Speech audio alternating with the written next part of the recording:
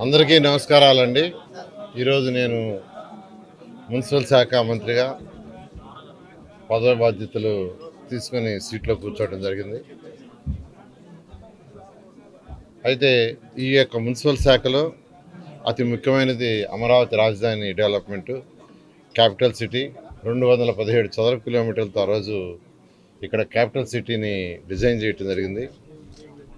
దానికి సంబంధించి 48,000 కోట్ల రూపాయలతో టెండర్లు పిలవటం, వర్క్ స్టార్ట్ చేయడం జరిగింది. దాదాపు 9,000 కోట్ల రూపాయలు పేమెంట్స్ కూడా అప్పుడు పే చేశాం. ఆ రోజు ముఖ్యమంత్రిగా ఉన్న నారా చంద్రబాబు నాయుడు గారు నాకు ఒకటే చెప్పారు, ప్రపంచంలో ఉన్న టాప్ 5 రాజధానిలో ఒకటి చేయాలని. ప్రపంచంలో ఉన్న టాప్ 5 రాజధానిలో ఒకటిగా ఉండాలి. ఒక డిజైన్లే కాదు, ఇక్కడ చేసే ప్రతి పని వల్ల ఆర్థికంగా రాష్ట్రం డెవలప్ కావాలి. ఇక్కడ ఏ యాక్టివిటీ చేసినా దానివల్ల రాష్ట్రంలో ఉన్న పాత జిల్లాలు 13 జిల్లాల్లో ఆర్థికంగా పెరగాలి. బిల్డింగ్లే కాదు, అలా యాక్చువల్గా డిజైన్ చేసాం. దానికి సింగపూర్ గవర్నమెంట్ వాళ్ళ సపోర్ట్ తీసుకున్నాం. నార్మన్ ఫాస్టర్ అండ్ పార్ట్నర్స్ వాళ్ళకి డిజైన్ ఇచ్చి ఫైనల్గా వాళ్ళ దగ్గర డిజైన్ చేయించాం. తర్వాత రోడ్లు, డ్రైన్స్, డ్రింకింగ్ వాటరు, ఈ ప్రాజెక్టులన్నీ టెండర్లు ఇచ్చాం. అన్నీ ఆల్మోస్ట్ ఆల్. వాటిలో మెజారిటీ పార్ట్ కూడా కవర్ అయింది. అయితే అధికారుల కోసంగా హౌసెస్ షీర్వాల్ టెక్నాలజీలో దాదాపు 90% అయిపోయినాయి. మంత్రులకు కావచ్చు, సెక్రటరీలకు కావచ్చు, రకరకాల గ్రేడ్ అధికారులకు కావచ్చు చేసాం. అదేవిధంగా ఇవన్నీ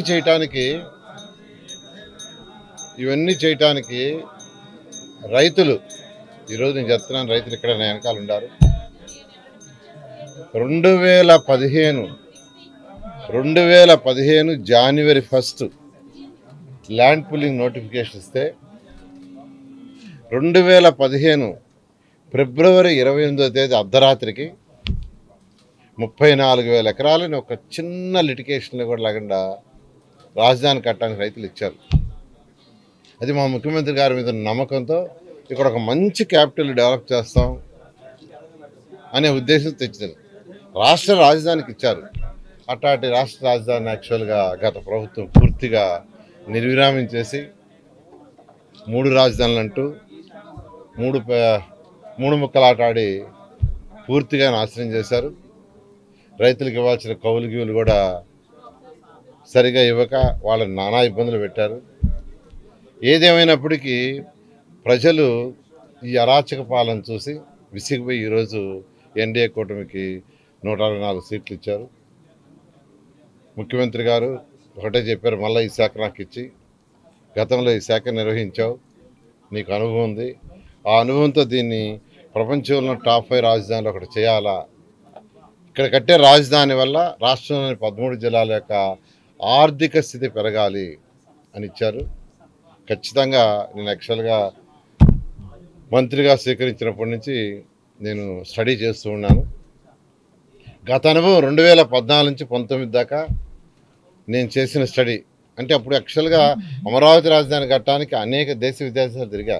ఒక దేశం కాదు, China, Japan, Russia, Singapore, Malaysia, Ashgabat, Asthana, ఇట్లా అనేక దేశ విదేశాలు తిరిగి యాక్చువల్గా దీన్ని డిజైన్ చేయడం జరిగింది. ఆ అనుభవంతో అధికారులతో అప్పుడు కూర్చొని డిస్కస్ చేసినప్పుడు కాంట్రాక్టర్లు, చిన్న కాంట్రాక్టులు కాదు, వాళ్ళంతా ఎల్ఎన్టీ, షాపుంజీ, మెగా, ఎన్సీసీ ఇలాంటి పెద్ద పెద్ద కాంట్రాక్టులు, వాళ్ళందరితో కూడా అప్పుడు డిస్కస్ చేశాను.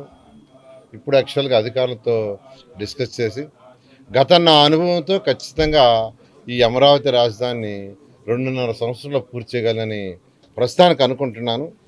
అయితే ఇవాళ నుంచి అధికారులతో కూర్చొని ఒక 10-15 రోజుల్లో ఒక క్లారిటీ తెచ్చుకొని ఆ క్లారిటీనే ప్రజలకు కూడా టైం బౌండ్, ఎప్పుడు లోపల చేస్తాం, ఎలా చేస్తాం, ఏది రోడ్లు ఎప్పుడు పూర్తవుతాయి, వాటర్ లైన్స్ ఎప్పుడు పూర్తవుతాయి, బిల్డింగ్లు ఎప్పుడు పూర్తవుతాయి, సెక్రటరియట్ బిల్డింగ్స్ ఎప్పుడు పూర్తవుతాయి, ఇవన్నీ కూడా ఒక టైం బౌండ్ ఖచ్చితంగా రైతు సోదరులందరికీ ఎవరైతే ఆ రోజు త్యాగం చేశారో 34,000 ఎకరాల ల్యాండ్ని ఆ రైతులందరికీ ఆ టైం బౌండ్ ఇచ్చి ఆ టైం బౌండ్ ప్రకారం చేయటం జరుగుతుంది.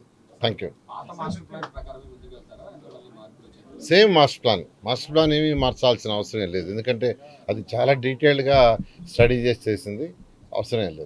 గత ప్రభుత్వంలో 1,00,000 కోట్ల రూపాయలు వ్యయం చేయలేక మేము 3 రాజధానులు చేయాల్సి వచ్చింది జగన్మోహన్ రెడ్డి గారు చెప్పి, ఇప్పుడు 1,00,000 కోట్ల వ్యయం అవుతుందా అండి ఎస్టిమేటెడ్? అంటే అక్కడ ఫేజ్ 1 ఫేజ్ 2 అండి. ఫేజ్ 1లో అది 48,000 కోట్ల రూపాయలు. ఫేజ్ 2 అంటే మెట్రో అవన్నీ, అంటే ఫ్యూచర్లో మెట్రో కావచ్చు ఇటువంటివన్నీ చేయడానికి టోటల్గా 1,00,000 కోట్లని యాక్చువల్గా ఎస్టిమేషన్ వేసాం. Phase 1 phase 2 phase 3. మనం ఫస్ట్ ఫేజ్ 1 చేస్తే సిటీ మొత్తం అయిపోతుంది. తర్వాత ఇంకా మెట్రో లైన్స్, ఎయిర్పోర్ట్ నుంచి ఇక్కడికి మెట్రో వేయటం, వాటికి యాక్చువల్గా అయ్యే అమౌంట్ 2.5 yearsలో ఫేజ్ 1 అవుతుందని గతం నేను చేసిన వర్క్, నా అనుభవాన్ని బట్టి యాక్చువల్గా అసెస్మెంట్కి వచ్చాను. అయితే అధికారులతో కూర్చొని కన్ఫర్మ్ చేస్తాం.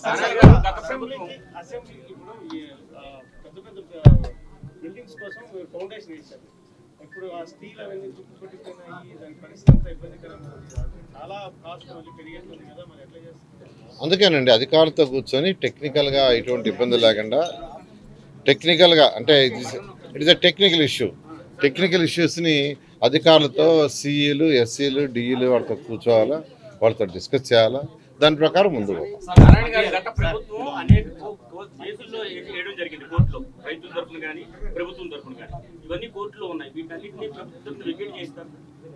అంటే అన్నీ యాక్చువల్గా స్టడీ చేస్తామండి. లీగల్ డిపార్ట్మెంట్ ఉంది, లీగల్ డిపార్ట్మెంట్ ఆ కన్సర్న్ డిపార్ట్మెంట్స్ స్టడీ చేసి ఏం చేయాలో న్యాయం చేస్తాం, ఖచ్చితంగా న్యాయం చేస్తాం.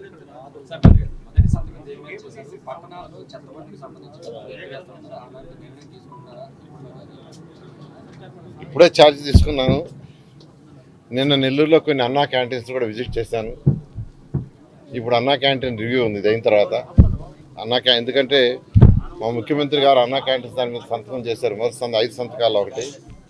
అందువల్ల ఇమీడియట్గా దాన్ని స్టార్ట్ చేయాలనే ఉద్దేశంతో అధికారులకి ఆదేశించాను. వాళ్ళని రమ్మన్న రివ్యూ చేస్తున్నాను.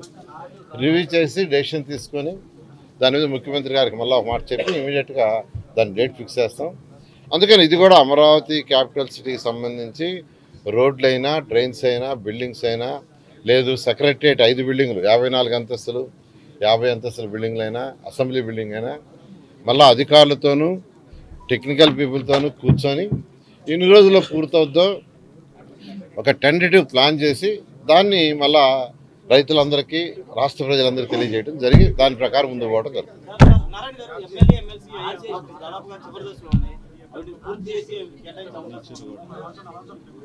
ఇప్పుడు మినిస్టర్స్ క్వార్టర్స్, ఎమ్మెల్యే, ఎమ్మెల్సీ దాదాపు అయిపోయినాయి.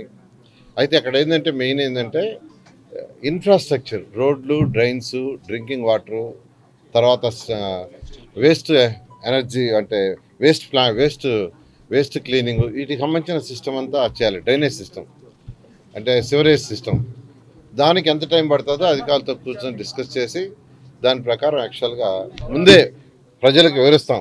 ప్రతిదీ ట్రాన్స్పరెంట్గా ఒక టెంటేటివ్ డేట్ పెట్టుకొని ఆ టెంట్ డేట్ ప్రకారం ముందుకు పోతుంది.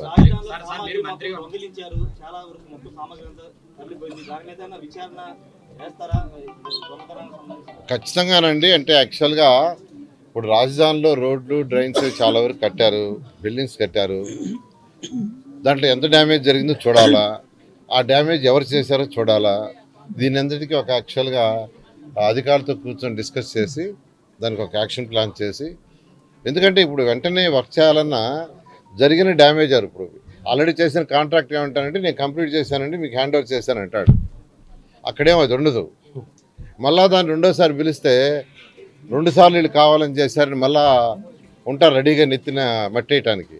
అందువల్ల ఈసారి జాగ్రత్తగా అవన్నీ స్టడీ చేసి ఏమేమి డ్యామేజ్ అయినాయో అవన్నీ వీడియో చేసి రికార్డ్ చేసి దానికి ఒక కమిటీ వేసి అన్నీ చేసి దాన్ని ముందు పోవడం. సిఆర్డీ ఎన్ని సిఆర్డీ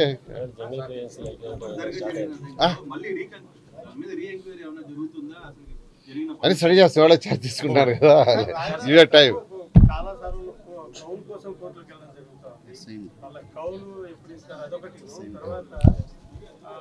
ఇక్కడ పనిచేసేటువంటి ఈ హౌస్ కీపింగ్ వాళ్ళకు ఇక్కడ ఉద్యోగాలు ఇచ్చినామని చెప్పేసి వాళ్ళకి ఇచ్చేటువంటి పెన్షన్ ఏదో ఉంటుంది కదా, అది కూడా బంద్ చేశారు లాస్ట్ గవర్నమెంట్. ఆ విషయంగా ఏమైనా నిర్ణయం తీసుకున్నారు? మీరు జస్ట్ టైం ఇవ్వండి, అన్ని స్టడీ చేస్తాం, స్టడీ చేసి ముందుకు పోతాం, అన్ని పోతాం. 2.5 ఏళ్ళు అన్నారు. సీడ్ క్యాపిటల్ లో ఉన్నటువంటి అంతా కూడా పూర్తి చేస్తారా ఏంటి? 2.5 ఏళ్ళలో టార్గెట్ చేస్తారు, ఏమేమి చేయబోతున్నారు? ఈ 2.5 సంవత్సరంలో అంటే ఈ గత అనుభవం అంటే 2014 నుంచి 19 దాకా నేను చేసిన అనుభవాన్ని బట్టి దాన్ని బట్టి యాక్చువల్గా ఒక estimation it is rough estimation. Amaravati రాజధానిలో 217 చదరపు కిలోమీటర్లు, ఇందులో దాదాపు 3600 కిలోమీటర్ల రోడ్డు డిజైన్ చేసింది. 3600 కిలోమీటర్లు పెద్ద రోడ్లు కావచ్చు, చిన్న రోడ్లు కావచ్చు, కాలనీలో రోడ్డు కావచ్చు. ఆ రోడ్లు కానీ వాటికి సంబంధించిన మౌలిక సదుపాయాలు అంటే రోడ్డు అంటే ఉత్తర రోడ్డు వేయటం కాదు, దానికి డ్రింకింగ్ వాటర్ కానీ, అండర్ గ్రౌండ్ సివరేజ్ లైన్స్ కానీ, ఎలక్ట్రికల్ లైన్స్ కానీ ఇవన్నీ అయితేనే అది అవుతుంది. అవి కానీ అధికారులు కట్టే బిల్డింగ్స్ కానీ, లేదు సెక్రటరియట్ కోసం కట్టబోయే 5 బిల్డింగ్స్ కానీ, అసెంబ్లీ, ఇవి మెయిన్. అసెంబ్లీ, సెక్రటరియట్ కట్టబోయే 5 బిల్డింగ్స్, అధికారులకి నివాసాలు, ఈ పార్ట్ వరకు ఒక 2.5 yearsలో కంప్లీట్ చేయొచ్చు అనే ఆలోచనలో ఉన్నాను ఎస్టిమేషన్. బట్ అధికారులతో కూర్చొని క్లారిటీ తీసుకొని ప్రజలకు వివరించడం జరుగుతుంది. Okay, thank you.